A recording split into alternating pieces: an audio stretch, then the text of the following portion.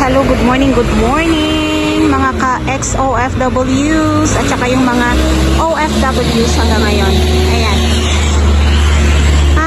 Pupunta ako dito sa University of the Cordilleras. Dito kasi naka-enroll ng grade 11 yung dalagita ko. Ngayon, kailangan kong kumuha ng Certificate of Enrollment para dun sa financial assistance na ibibigay ng DSWD para sa sa pagka solo parent ko. Ayan. So, another information, medyo lumihis tayo sa OFW things, pero gusto kong i-share din kasi na lalong-lalo na alam ko mostly na OFW solo parent. Yun, kung wala pa kayong mga ID, mas maganda na mag-apply kayo pag uwi nyo, or kung nandito na kayo sa Pilipinas, mag-apply na kayo kasi marami ring benefits yung solo parent ID. Ngayon, papasok ako dito para makakuha ng Certificate of Enrollment ni ate. Para kapag nag-text na yung DSWD na for pick up na yung assistance, kailangan ko kasing ibigay yun as a proof. Yun, as a proof na naka-enroll siya. Tapos yan yung SM Baguio, ayan. So yun guys, kung gusto niyo malaman yung ang requirements lang naman barangay certification sa pagkuha ng solo parent ID. Barangay certification na wala kang kinakasama talaga.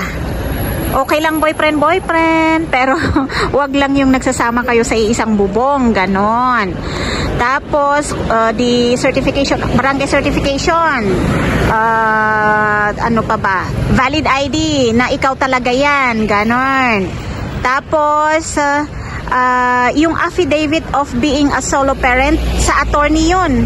Manggagaling sa attorney yun. Pwede kayong pumunta sa PAO, libre. Pero kailangan nyo ng dalawang witness. Kaya ako sa private lawyer na ako pumunta, kasi at least doon kasi gagawin na hindi ka na pipila, tapos sila na rin ang pipirma as witness mo. Kasi kung sa PAO kasi kailangan mo pang manghila ng yung kapitbahay mo ba, yung friends mo na magwi-witness na wala ka talagang kinakasama, ganun, or solo parent ka talaga. Kung minsan mahirap makakuha ng ganun. Oh, 'di ba?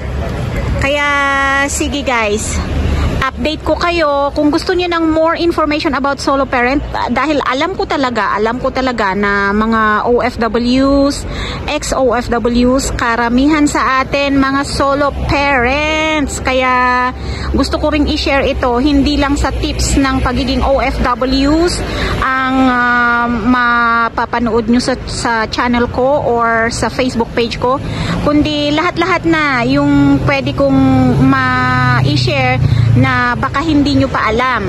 Ngayon, sa mga nakakaalam na, share naman.